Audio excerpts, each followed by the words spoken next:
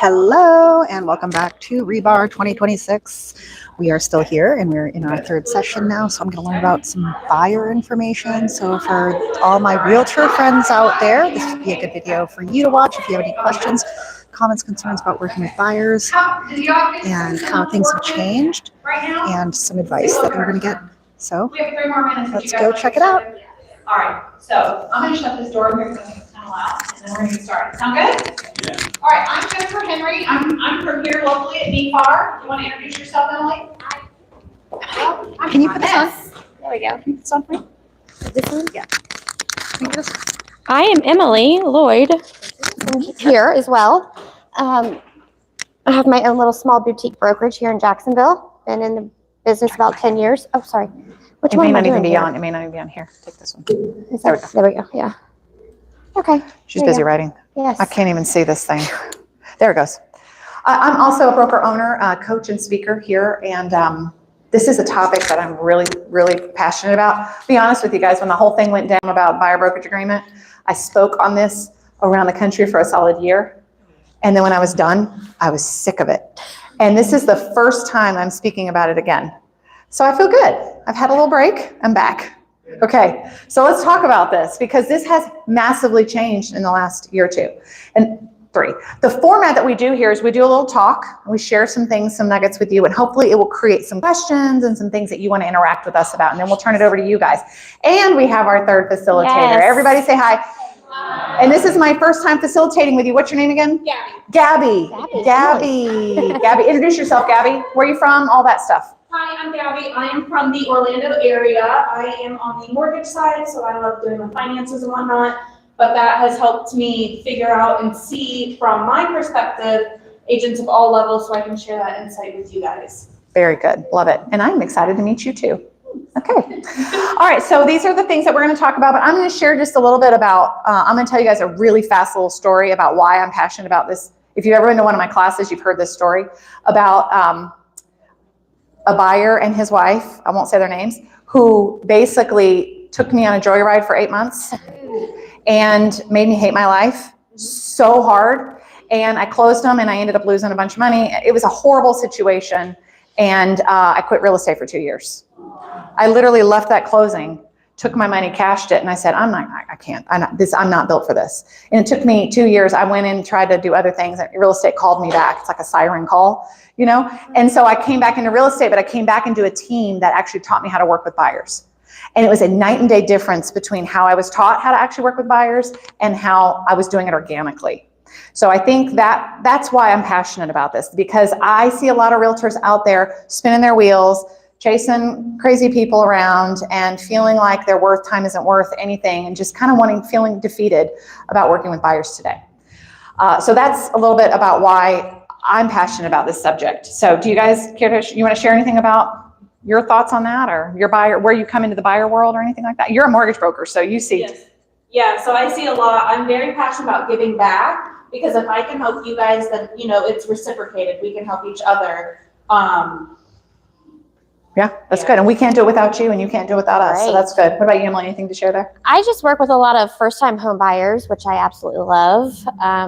You know, because I think it's cool that, you know, they're young. A lot of them are, you know, young and in their 20s. And I bought my first home was when I was in my 20s with my husband. And just to see that process and get to experience that with them is just really cool. So that's one of my passions, is just working with these young folks. Yeah. And yeah. And you never forget your first realtor. Yeah. You know what I mean? It's like they don't know what they know and you save them from themselves. It's really great. Okay. So how the topic is buyers have changed. Have buyers changed? Okay. Have they though? Really? We feel, what's that? Okay. And how, and what has caused their behavior to change? Or what has made us feel like they've changed? Connection? Okay, so we have a world where people are less connected, although I predict that it's going to start coming back now that AI is out there and people are going to start craving real. Okay, I think AI is going to do that and make us more human. And it did change a lot after COVID, but I think, again, AI is bringing us back to the world of, like, I really need people. Real people, like skin and flesh, right? Mm-hmm. So we do have a problem in our world right now with connection, right? And then what else? What else has caused buyers to change? August 17th of last year. Okay, very good, 2024, right? Yes. So what changed in that situation though? Okay, so we have to sign a new piece of paper. How did that make buyers change? Misinformation. Misinformation, what do you mean by that? People making stuff up, like, I was watching the news for 3 seconds. and I Oh, don't yeah, have to that. do that anymore. Yeah, You know? yeah, So you're like, yeah. I just.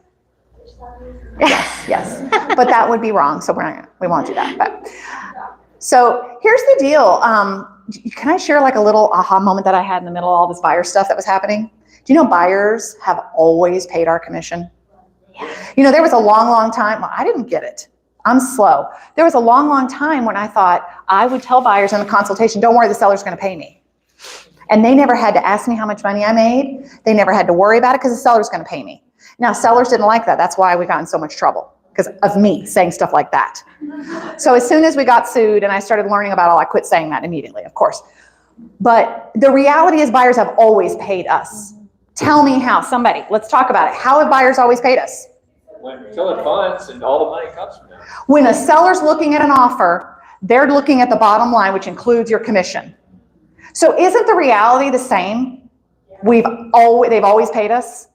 Do you guys understand what I'm saying? Yeah. Okay. So if that's true, what's changed? The perception. The perception. Actually, it isn't even, it's the perception, but it's not the perception who's paying commission, it's perception of value. So suddenly we need to earn our keep because suddenly the buyer thinks they're paying us differently than the way they used to have to do it. Does this make sense to everybody? So it's just perception and it's just value. That's all it is. Mm-hmm. So what has changed? What has changed in the last couple of years? Buyers haven't had to change. Buyers are just demanding value now. But we are the ones that have had to step up and be able to articulate our value in a way we never had to before.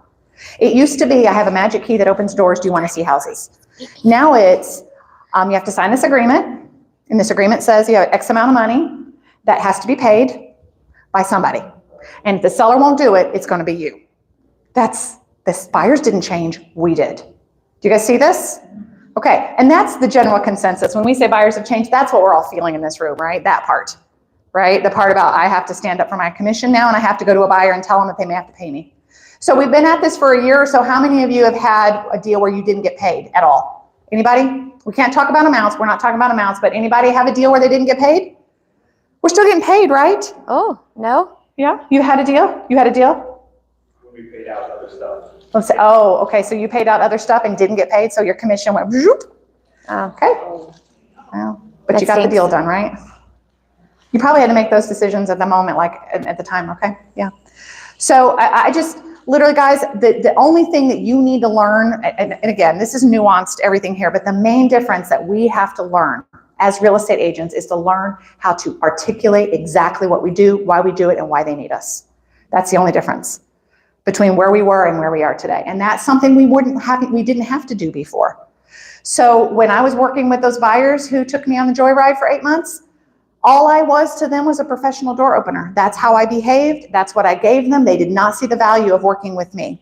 And then I got burned, and then I had to learn how to say that, do that better. Okay, so show of hands, how many of you in here have a perfected, mastered buyer consultation?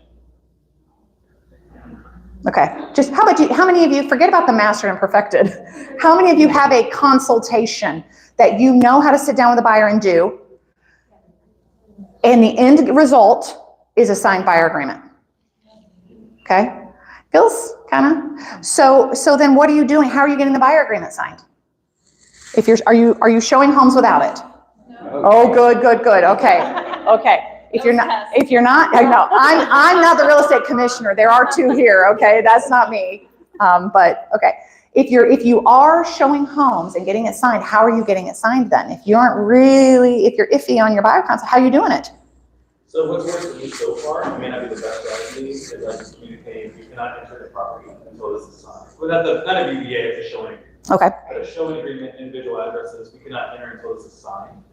And then I present it to them, and I've had pretty good success with that so far. Okay. What I could probably do better is get understanding about, there's still a commission that someone has to pay. Are they reading it and seeing that and having questions about it? I don't think they are. Okay, so they're just signing something to see a house. Okay, which means if they'll do that for you, they'll do it for her, and they'll do it for her, and if all it means is a ticket into the house. Does that make sense? So are we being the free ticket into a house? Because that's showing agreement, no disrespect, but that's what it is. It's a ticket into a house. The Big Mac daddy of value is the buyer brokerage agreement, which, by the way, man, they're doing something over there, which, by the way, can be canceled. It's not gonna, you don't have to get married. I mean, you're married for a minute, but you can also get divorced. Right. Do you know what I mean? But the showing time is kind of like going on an online date and sitting at the table and be like, I really don't want to come back on Which this date still, again. you would then need to get the buyer broker agreement signed after that. That's true. Yeah, if they're going to see other houses, yeah. So how many of you are using the buyer brokerage agreement for long-term buyer relationships? Okay, okay. And so when you sign those, are you feeling your people are sticking with you? Mostly. Okay, okay. So my personal belief, and then I'm going to hand the mic away because I know I'm hogging it. My personal belief is a really strong buyer consultation where you sit down and you talk to them about what they need to know about buying and who you are and how you're going to help them get there is pretty much a 99% slam dunk. They'll sign the buyer agreement if you will take the time to slow down and meet with them. And 99% of people, when you pitch that right and they're a real buyer, that's the key. When they're a real buyer, 99% of them will sit down with you for 20 minutes or so, meet you, talk to you. And if you do that right, you'll get the buyer agreement signed. And then they're yours. And then you got to maintain it. You got to maintain the value. Okay? Yes. I think too, also in the beginning when someone mentioned like the fake news that was out there about it too, these buyers have never had to face that either. Right. So we're all having those conversations for the first time. Yep. And so getting someone to say, you know what, I'm going to talk to my Aunt Sarah, who's also a realtor. Maybe she won't make me sign it. I mean, feel free, but then they come back because she also has to make you sign. Exactly. I think in the beginning, it was kind of like Yep. buyers thought maybe, well, we can find another agent Yep. who won't make us, but if you're legally doing your job, then you have to. So then what I'm hearing you say, Mr. Buyer, is if you don't want to work with me because I'll sign it, you want to work with an agent that will work for free. Right, which is what those showing agreements do, in my opinion. Yeah, and so if somebody's willing to work for free, what kind of agent would be willing to work for free? The part of the story I didn't tell you guys was when I came back to real estate 2 years later, I learned how to do the buyer consultation. And this was a decade ago. So this is before it was required. So I've been doing the buyer brokerage agreement before it was required. And all my buyers signed it before it was even required. It got easier for me when it became required. Because now it's like, well, this is something we have to do. It almost became less of a game for me. Like, now we got to do it. Before it was like, I get to do something no one else is doing. And that was my edge. That was my competitive edge. But yes, the buyer consultation absolutely leads to the buyer agreement signed. Because at the beginning of the consultation, you say, at the end of this, we'll decide if we're going to work together or not. And if we do, there's a buyer agreement that you'll sign that just connects us and makes sure that we are working together and that I'm taking care of you the whole time. Okay? Question? Yeah, just seeing a lot more, buyers looking to all this directly. You guys hear me okay? Yes. Here, I'll give you a. I was like, she was trying to give me the mic back.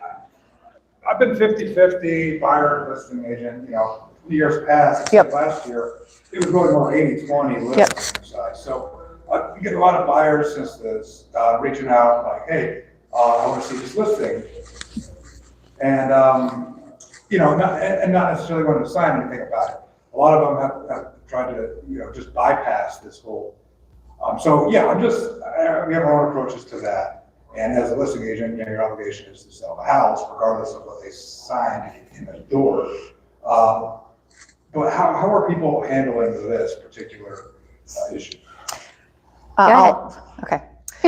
She's the queen at this. Well, so I'm a nerd about this stuff. So, because I really I like took your class for this. Okay, thank you. So I like the challenge of it. I like it because there's the easy way and then there's the hard way. And the hard way is the place where you find the really good customers. As a listing agent, the position that you're in is very real. Somebody calls, you have an obligation to sell that home. Mm-hmm. They're unrepresented, right? Because they don't have their agent to show the house to them. So now they don't have their own agent. If they had their own agent, they would have shown up with their own agent and they would have handled their own buyer agreement with their agent, right? Okay. They're showing up to the door. They want to see the house. I don't see anything wrong with showing the house on a factual basis to someone that wants to see the house.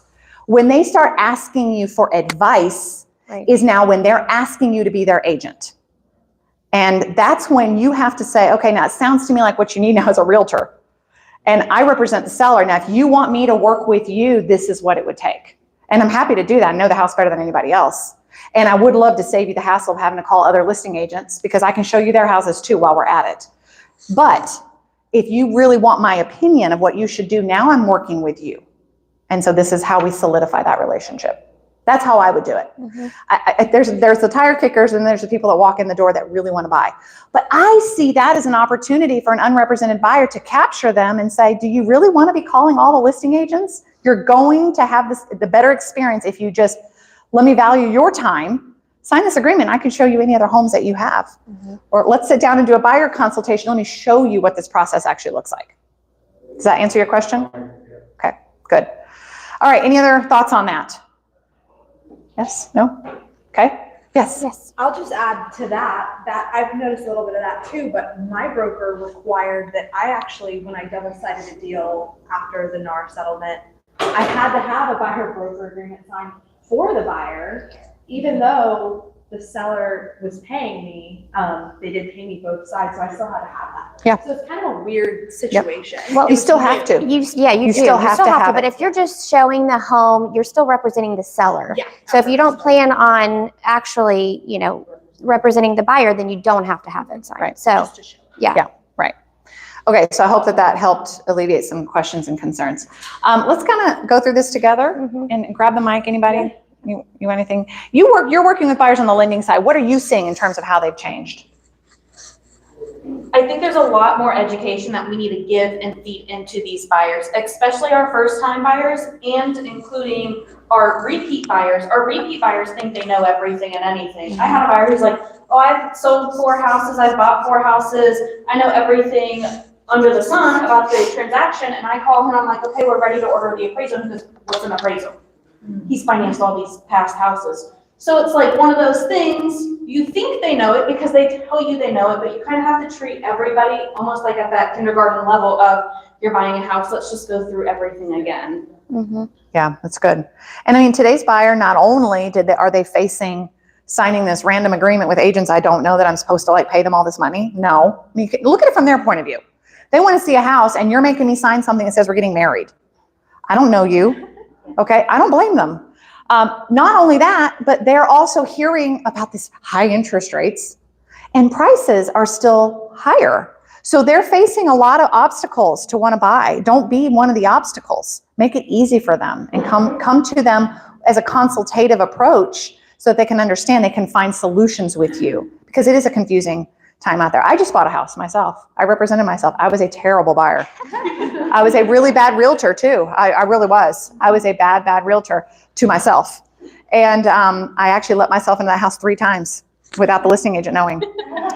I didn't. I actually texted her. But I was like, I'm taking advantage of such a situation here. Yeah, it was really fun. But y'all, as a buyer, I had to overcome my own objections about interest rates and about bringing it around to this trapped into the interest rate. I had to bring my mind into getting past the price I was paying for this house. And in my mind wasn't what it was way more than I thought it should be because I'm stuck in a different era. I know what that feels like. And that's what our buyers are experiencing right now. Okay. The one advantage, now the multiple advantages for buyers right now is there's a lot of inventory. So that's a good buyer advantage, right? Let's play on that. Not to mention, sellers are offering a lot of concessions. They are giving away the farm, so to speak, some of them, in order to get deals done. So those are the advantages. We have to talk about those. Okay? And what's that? I think some sellers are more open to other offers too. That's true. That's absolutely. So it's really just about making sure we're talking about the advantages with buyers, not just here's what you got to do and this is what you're going to have to swallow. Okay? So let's talk about waste of time buyers.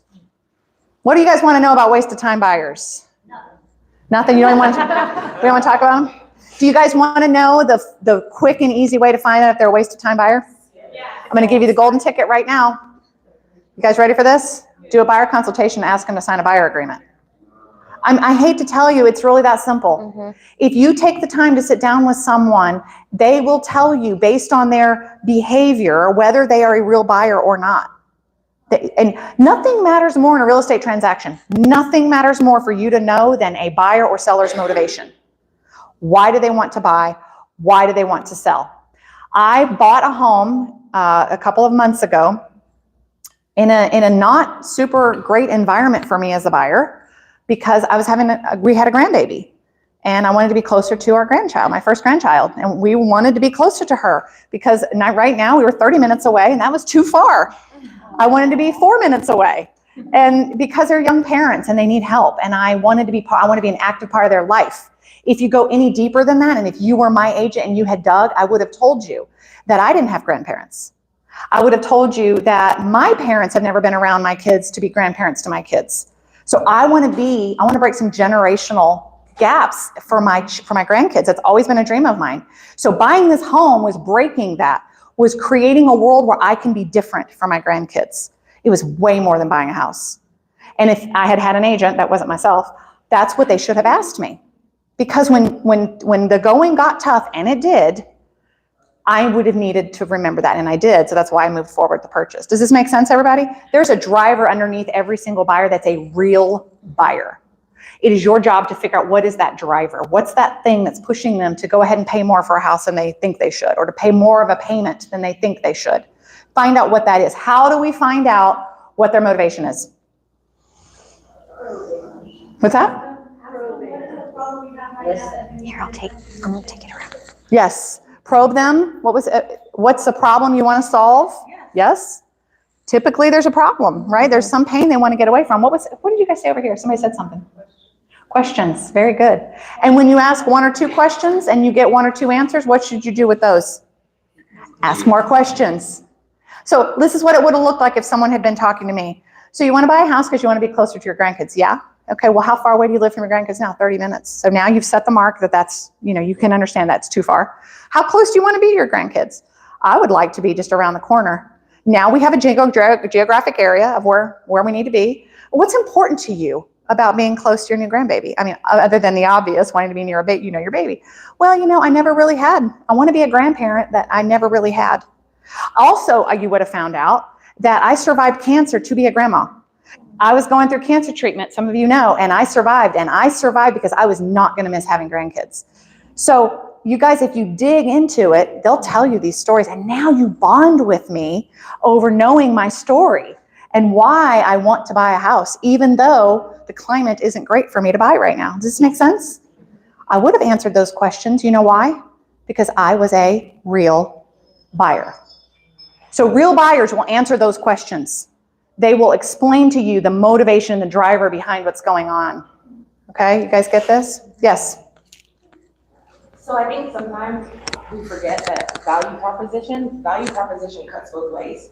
We think about it in the sense of how do we show up for the buyer, but not necessarily how does the buyer show up for us. Yeah. I'm a huge fan of buyer's conversations. Yeah. But not necessarily from the standpoint, I know who I am, I know what I can do for you, but how are you showing up for me? Mm-hmm. It allows for me, because the world is very flaky right now. There's a lot of people who are looking online and who are thinking, ooh, I want to see that house. I want to buy it. I just want to see it. I want to take pictures in it. I want to do a TikTok.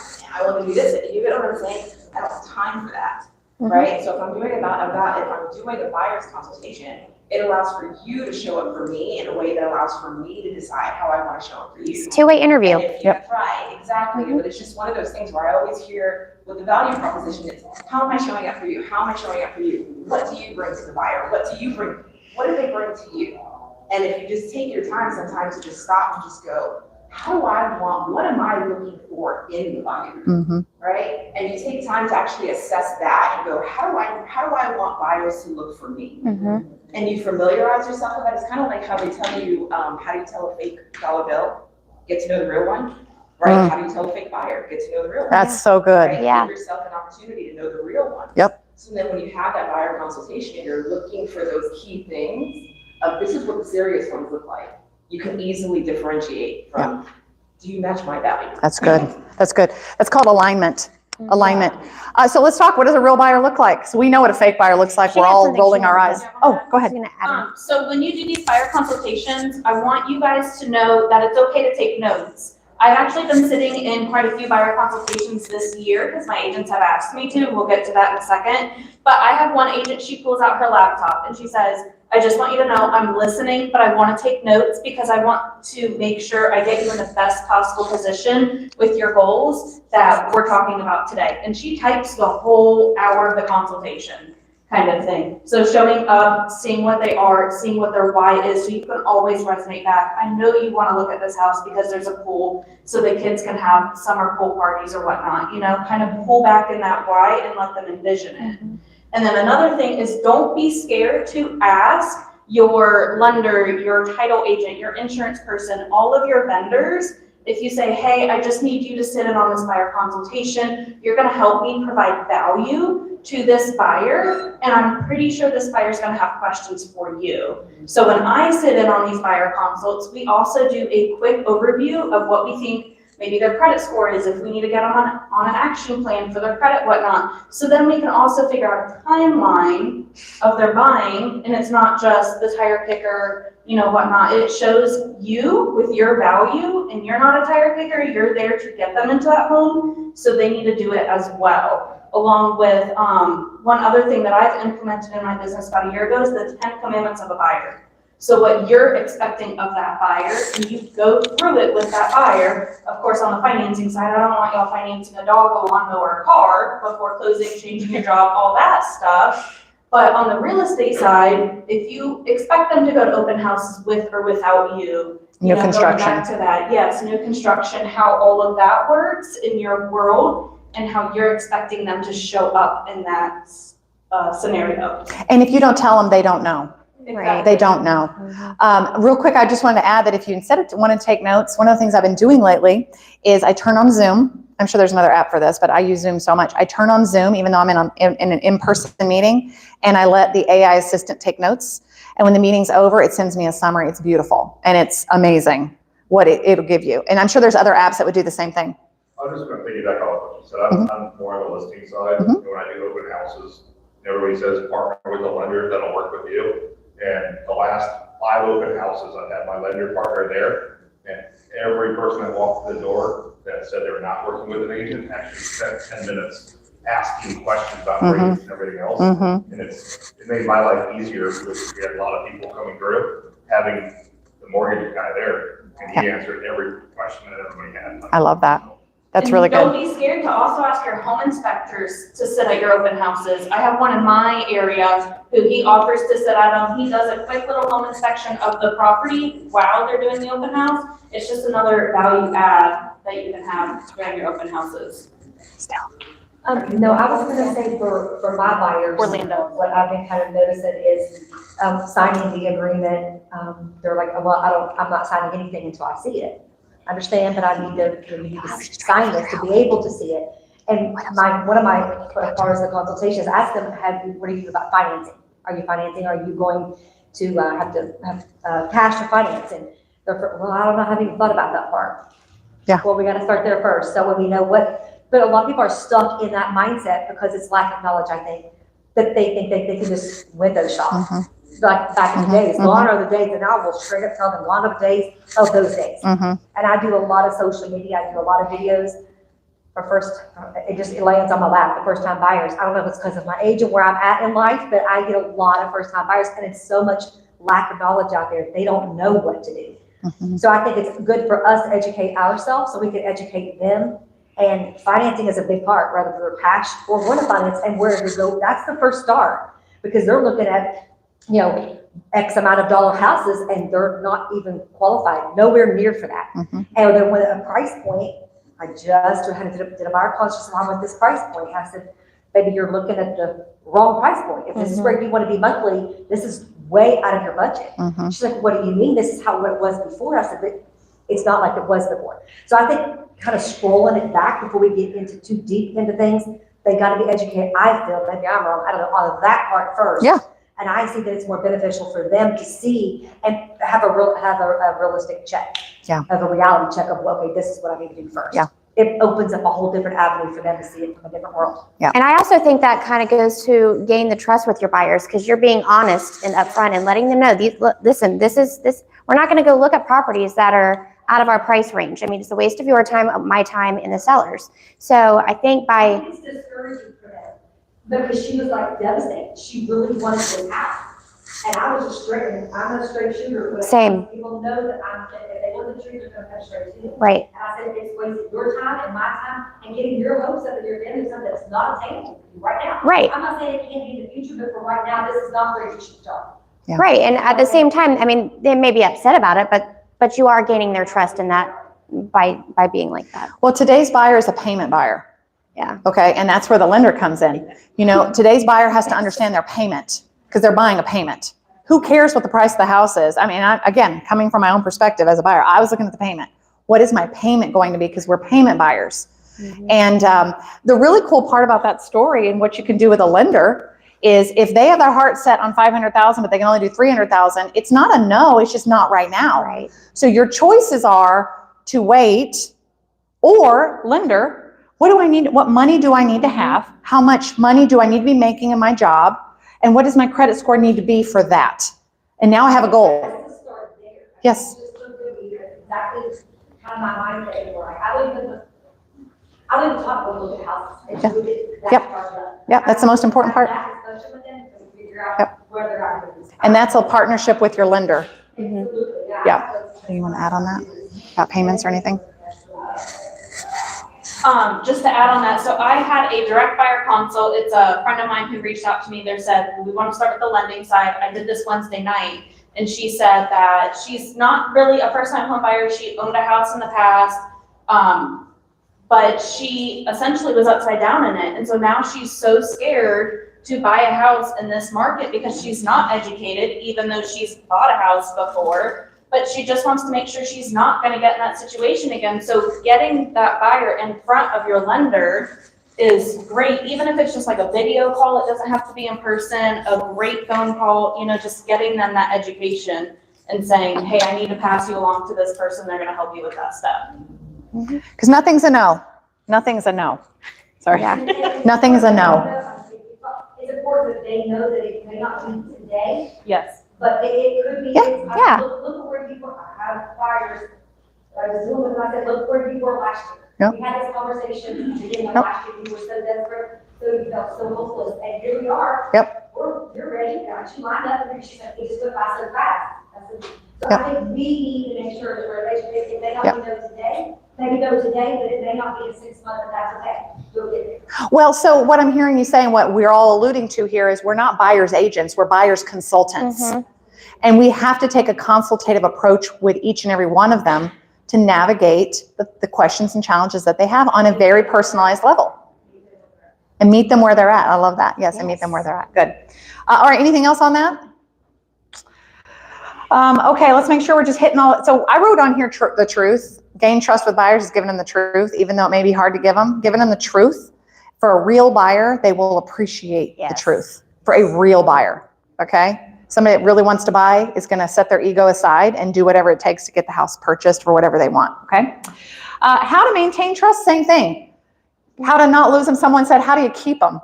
Keep bringing them their value. Keep reminding them that you're their agent and that make sure that you're meeting them where they're at continuously. I mean, I know that's super simplified, but do you guys have any other thoughts on, as a collaboration today, on how to maintain trust? What else we got? Yeah. Actually listen to them. I've taken buyers around, the last agent, we told her we didn't want a pool, or we needed a 4th bedroom, and you're actually listening to what we're saying, and I think that will keep them coming to want to keep looking at the houses with you. Yeah. Listening. Yeah. And that's where the notes come in play a lot. Right. So you can update your notes where they thought they wanted this in their first consultation, but by the time they've looked at 5 houses, you got to update those notes and just keep that in mind. Change easily. Yep. Mhm. And also, Hear a voice. just to add on to what you guys are talking about, doing what you say you're gonna do. So you said you're gonna call them, or you're gonna follow them, or you're gonna send them some information, do it. Yeah. And when you consistently do that, you continue to build that trust. That's so good. It's so simple. So remember when I said do a buyer consultation and you'll get the buyer agreement signed? The other thing the buyer consultation does for you is it gives you the opportunity to predict a bunch of things that are going to happen. You're going to have this that's going to happen. You're going to have this that's going to happen. You're going to feel like this. You may feel like that. You're going to get the home inspection. You may have a panic moment. You guys, you know what I'm saying? You could predict a lot of these things. The way you maintain trust is that when those things actually happen, you go, remember when I said you might feel this way. Now they're like, oh, she knew. He was already anticipating my needs. So that's another way to maintain trust, is to point back to what you told them would happen in the consultation, reminding them that we went over this, we talked about this, I'm here for you, it's going to be okay. Does that make sense? So the consultation is the foundation, guys. You can't build a house without it. Okay, if you have that consultation built, you can build that house as high as it'll go, and it won't topple over, but start there. All right, so I want to go back for a second. How many of you that said you had a consultation feel like it's the kind that sets a really good foundation? You got a couple, don't be shy, raise your hand if you feel like you have a consultation that does that. Okay, for the 3 of you or the 4 of you that raised your hands, for everyone else in this room, that's your work with buyers. Figure out a way to put together. So how many of you, let me ask you this, for the rest of you that didn't raise your hand that may not feel as confident about it, what's holding you back from creating it?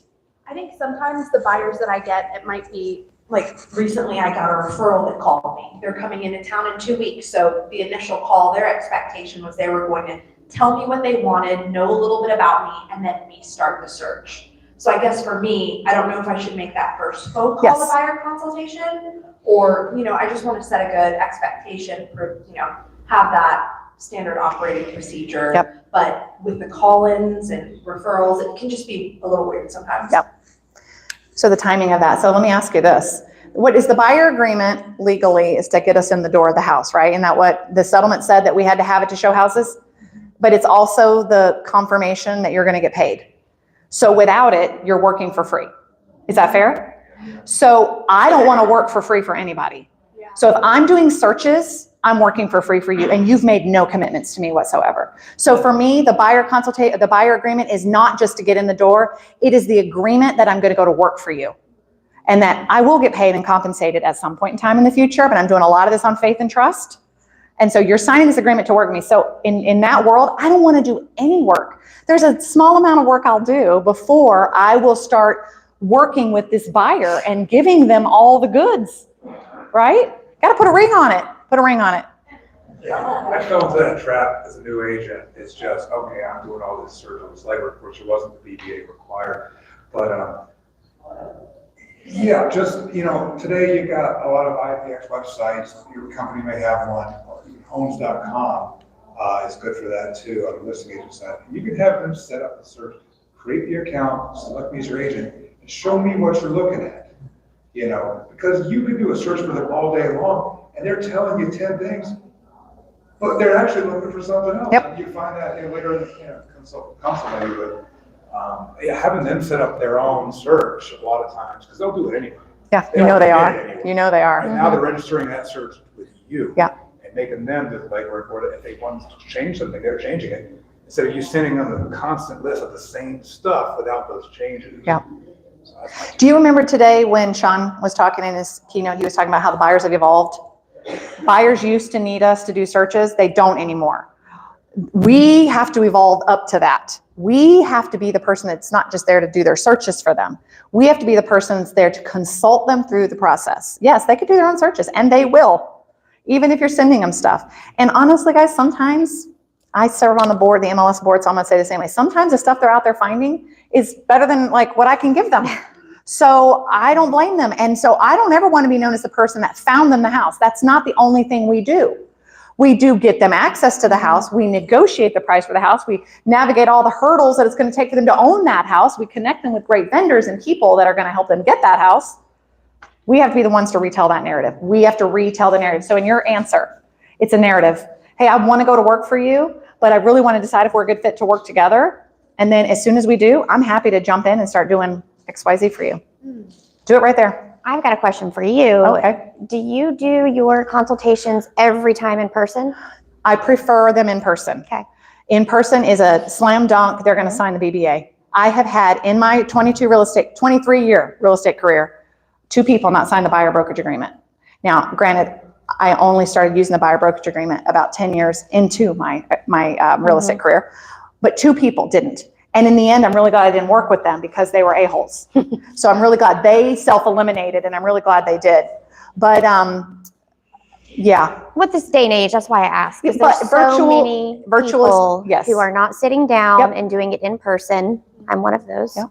I do a lot of mine over the phone. Yep. And that's, just how it has worked for me. But it works, it works great for her in person. I'm just not that person. Well, I think we all have to play to our strengths. Yeah. I personally love presenting. I enjoy the presentation aspect of real estate. She does. Yeah, it's my favorite thing to do. That's why I'm up here holding this mic and not giving it over to somebody else. But I love presenting, so I'm playing to my strength. So play to your strength. What's your strength? How can you capture your buyers using your strengths, whatever that may be? If you're somebody like Dr. Alex, who knows numbers and is super analytical, that's your in. That's how you capture a buyer. Yeah. I consider myself a communication expert. So I capture my buyers through communication, high communication. That's what I do. So find your superpower, and that's how you gain the trust and keep the trust with them. It's just, you're just in your superpower constantly for them.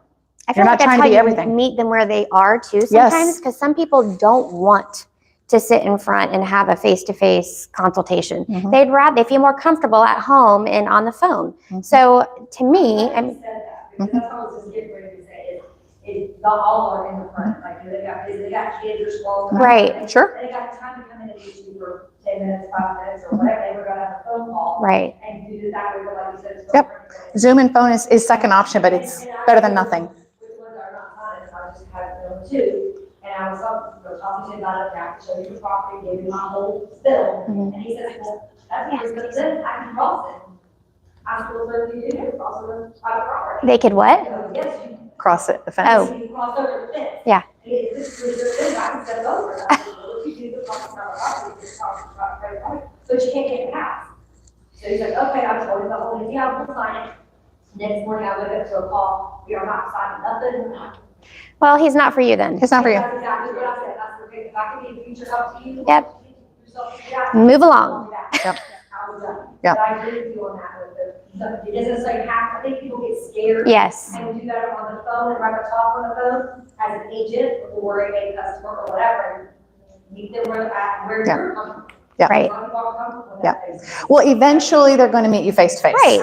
And so if worst case scenario, you can solidify that before you, because you're going to physically walk into a house together, I would hope, unless they're buying a sight unseen. So eventually you're going to see each other. I kind of feel like it just is an ongoing consultation for me. Yeah.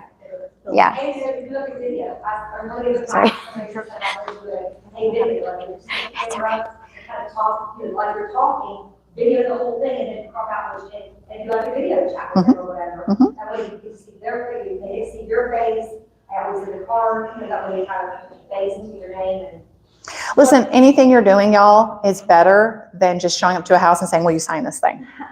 That's the worst. That's like, can you imagine going to a car dealership and they're like, here's the car you're going to buy.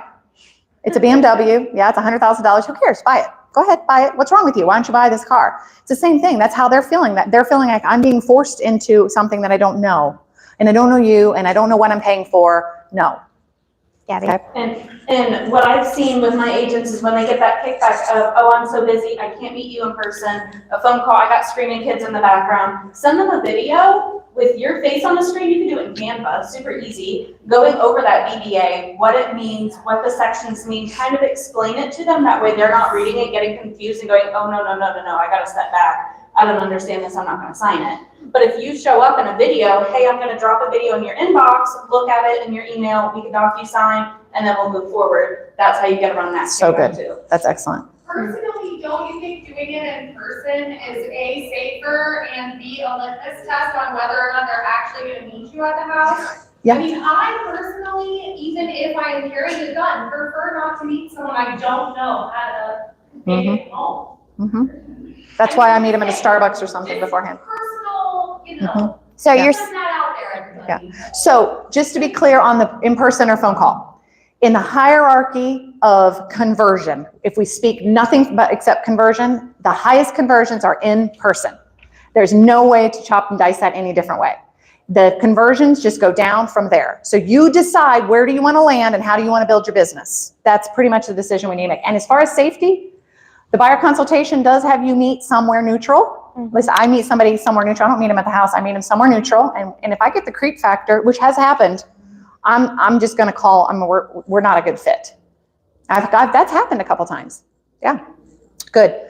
All right. What else? What do we got on here? I think we've kind of hit everything. What was this one? Why the rejection? What was this I one? don't remember what. Somebody said that. That was right around here. Do you guys remember what this one was? Something about rejection? Did they leave? She rejected. Okay. Wow. I feel rejected. All right. What about this one? How to make a great impression? We have, what do we say? We have like the attention span of a gnat to capture people. So how do we do that when there are 12,000 other realtors in our board? How do we do that? Let's hear from you. Mm-hmm. Be prepared. Be prepared? Yep. Okay. Prepared in what way? Buyer consultation. Yep. An actual presentation to go with them, stuff to hand out to them. Mm-hmm. A next step, all the BBA, everything in hand. Like a professional. Broker, Yeah. with you as well. A professional would do those things. Like when you go to the doctor, they have those things. Here's a paperwork you need to sign. These are the things we need to know. Like a professional, right? Okay. So what about utilizing one or two market stats that you just know, that you just kind of constantly keep in your mind, and every month you update them? And when they ask you about how's the market, you use that. Because if we're talking 7 seconds and you know market stats, that's solid. So how's the market? Well, I don't know. The average price point. Well, are you a buyer? First thing I would say is, are you a buyer or seller? Well, because that changes, right? The market stats, the story changes depending on what side of the fence you're on, right? Well, if they say I'm a buyer, okay, great. Well, the median sales price is $550 in Jacksonville right now. What price point do you think you'd be looking at? So it's about wowing them with one or two little nuggets that will help them look at you as an expert. Mm-hmm. So what are some of the things that we could know market stats wise that could help us create a great first impression? Days on the market. Days on the market, median price or average price. What else? Financing rates. Have a great lender helping you, even though it changes by borrower. And Yeah, there's 7 different factors that go into rates, so just don't quote them. Yes. Yeah. That's good. Right. Yeah. Let them do that. Yeah. People are like, hey, I heard it was at 10%. It's okay to be like, oh, it's gone down a little bit. Yeah. It's more like 7. Yeah. Yeah, if we're getting a HELOC, it's around 10%. But another thing that you can say, just kind of script it, is, that's a great question. Let me connect you with the realtor, because the interest rate all depends on your financial situation. It takes it off of you, but it makes you look like a professional. Kind of just remember that. And can't the rate be whatever you want to be if you have enough cash? It's true. So we have 2 minutes left. Okay. Is there any questions that you absolutely just need answered before you get out of here? Okay, what is it? Let me. Okay. Like paid leads, and you don't get the option to do a buyer's consultation in advance. What is the best way not to get ghosted afterwards, not to be just Paid leads. Trying to get in, you don't get the option to do a buyer's consultation, you have to be done at the moment. What's the best way to connect with them? But do you have to meet them at the moment? Well, yes, they signed, no, I'm saying they signed it, they get in, but how do you keep that connection, where they just don't let it go? You use a really good script that gets them to a buyer consultation. Wait, I'm confused. I'm So confused. she's getting certain leads from that she has certain requirements that she's supposed to go show when she gets a lead that wants to see something. Is that what I'm hearing you say? But you're getting your buyer broker agreement signed prior to. Or some kind of touring agreement or something. Right. So you're wanting But you're wanting to convert them to a buyer for her and not just be a professional door opener. But that's what I'm saying, the majority of people, they sign it, they still see the home, but then it's. Well, then that, to me, you're kind of forced to have that consultation on the phone. Yeah. And you're having to start building that rapport with them then. Yeah. And then getting them to like know and trust you. And I mean, that's, you're taking that risk regardless, because it's a lead. I mean, you never know. They may not actually go by this buyer brokerage agreement. They may go and sign with somebody else too. So unfortunately, it's really going to be up to you on that consultation initially. I would never just get them to sign it and then go show the house. I mean, I would be having the conversation, asking the questions. Somebody I know personally, but we know that this is a true story, had to sign exclusive with them. 2 days later, they bought the house, had to sign exclusive with them. They're just signing at this point. And even when it came down to brokerage versus brokerage and everything, to go to arbitration, the buyer's gonna pick which one. So at the end of the day, it doesn't really matter if the paper signs, it's who they want to work with. That's very true. Yeah. And do you want to force someone to work with you? That's, Exactly. no. Yeah. That's not building a good reputation for yourself. Out there, even when we are talking to people, people. Yeah. Let them know, like, you can't fish the market, basically. Yeah. Like, Yeah. and know Well- what they're getting into with, you know, the Zillow, the Realtor.com, the Homes.com. so- Well, and that's the risk you're taking as someone who's doing online leads. There's the risk reduces when you're working with more sphere-based people. Your conversion rates change. It's Right. one of the challenges of internet leads Yeah. is that conversion rate. You've got to be really, really good at Yes. converting. Really good.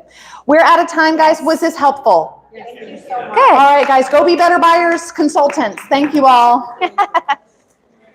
Yeah, I hogged it. I'm really I sorry. think I was hearing you guys say, and her question was similar-ish to mine, is if that happens, you have to be ready to kind of have that buyer consult Yes. on the fly, Yes. on that first phone call, making sure that you're showing your value.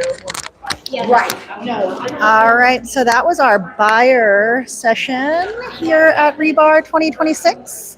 So glad you joined us. And if you have any questions, comments, concerns, if you want to be a buyer, if you want to be a seller, give me a call, 978-908-0787. I'll see you soon. Bye.